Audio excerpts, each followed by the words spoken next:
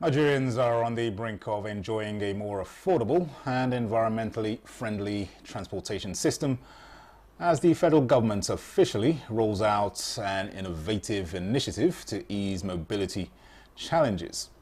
In a significant milestone, the government has launched and handed over compressed natural gas buses to commercial operators targeting key routes within the Federal Capital Territory.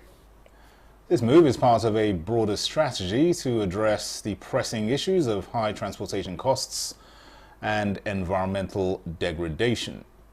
The introduction of the CNG buses is expected to bring relief to residents who have long struggled with rising transportation fares, particularly in the wake of the subsidy removal on petrol earlier in the year. By providing subsidized transportation options, the government aims to reduce the economic burden on citizens while ensuring efficient and reliable mobility across the city. In addition to affordability, the deployment of CNG buses reflects a commitment to cleaner energy solutions.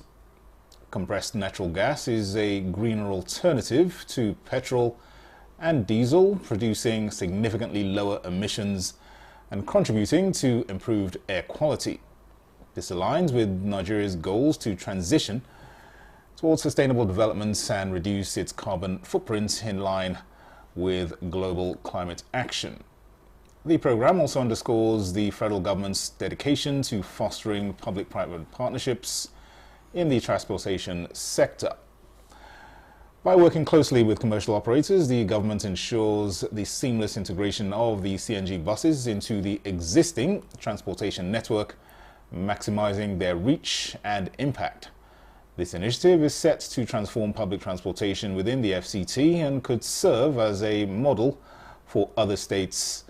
And it raises important questions about sustainability, accessibility, and the overall future of mass transit in Nigeria.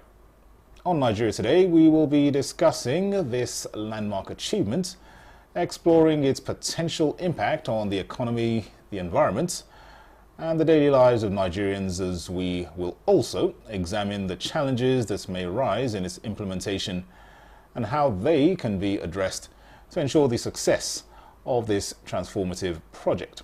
I am Dennis Adigunloy. Welcome to the program.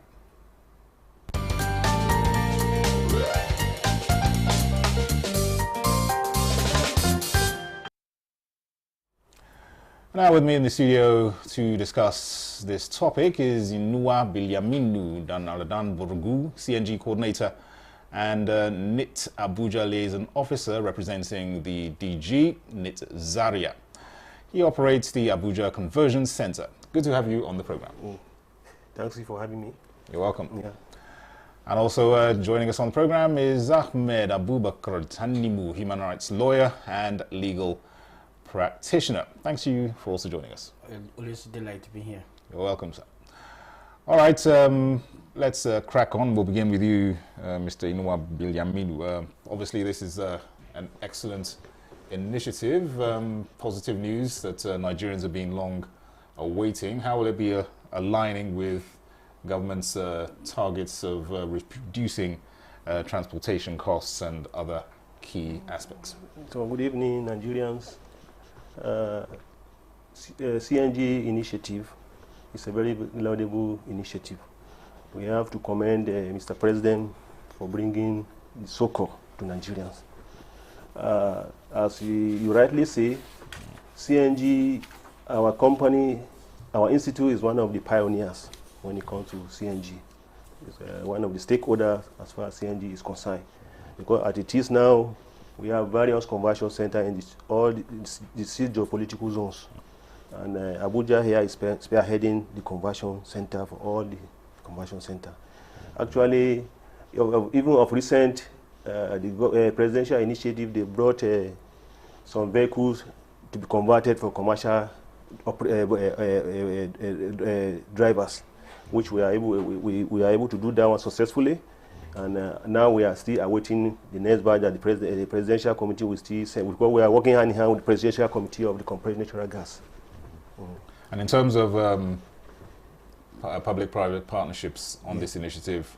How is that progressing? Yeah, actually, we've been getting so many partnerships as far because it's like the issue of this CNG is becoming known on every Nigerians. So we've been getting partners on daily basis because of the efficiency of this vehicle. Because the Nigerians are facing really problem when it comes to fueling of their vehicle. So because of it, now Nigeria on daily basis we keep on converting. Even at it is now presently in our conversion center we are converting vehicles on daily basis. All right, so let me bring in Abubakar Tanimu. Just give us your perspective on how this initiative has come about and the positive impact it is expected to have going forward. Ordinarily, we should be celebrating, but we should look deeper. If you look at it, one not so remarkable feature for most of our governmental policies that we always do what is right at the wrong moment. This is an initiative that is has been tested in the past. Even in Nigeria, it has been on for more than 30 years. But what is the impact in terms of penetration? You see that the number is quite minute. If we know we have the reason to remove fuel subsidy as at last year, by now we should have a coverage of close to like maybe 20%. But if you look at it, I want to convert my car. The queue, you go there with your money, you cannot get it done easily. Already we know the impact of the instability in the fuel pricing. You go today is 1,000, tomorrow they are saying, and the queue. CNG would have brought a lot of succor. It's not only about commercial vehicle, we should expand it. When you look at the private sector, those that are moving from one part of the city center to the central business area where most activities are happening. The cost of fueling, ordinarily, if that can be taken care of, it will have direct commensurate impact in the lives of average Nigerians. But what we are saying is that we commend the government, but these are policies and initiatives that ought to have impacted massively on the generality of Nigeria. But as it is now, it is the impact is being in a trickle form, just a little portion of the society. And even at that, it's not really trickling down. It has we need massive intervention. The government should make it like maybe compulsory for all civil servants, for all government vehicle, for you see the forces of demand and supply will naturally bring about economic possible. For now, it's more or less of interventionist approach by the government that the desired impact is yet to be felt. It will take some time.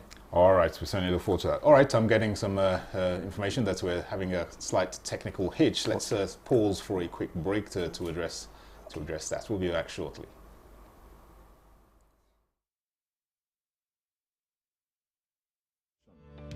Of the ruling is also dependent on another aspect or another arm of government. Nowhere in the world will allow under digital economy for banks not to be dispensing domestic currency in that economy. What will make this one different? We want to know what they do as occupation. All of these are attributes that our questions have been designed to investigate. In a few days to come, you see that we are all around their own crannies and everywhere in Nigeria, telling people to cooperate. Welcome to Nigeria Today.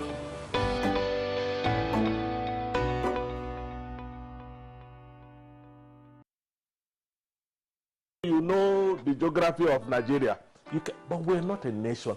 A nation is a group of people with a shared vision. In many states of the Federation, with a few exceptions, we have only 2 tiers of government. The local government is completely gone. Insightful, thought-provoking, and engaging. Those countries that we go to buy refined petroleum products, or technically what we call distillates, are we saying their economic and political leaders are fools? What you see that is happening in the urban area is not happening in the rural area. There's no balance, there's no holistic or concerted approach to development. Every development is local. You know, every underdevelopment is also local. I think what we need is to promote national development. Good Morning Nigeria, the Nigerian Television Authority's flagship program, brings you all you need to know on current national issues that affect you. with expert analysis from professionals from all fields of endeavor. Good Morning Nigeria is your daily tonic of accurate, fact-based and intellectual discussions on issues that matter to you.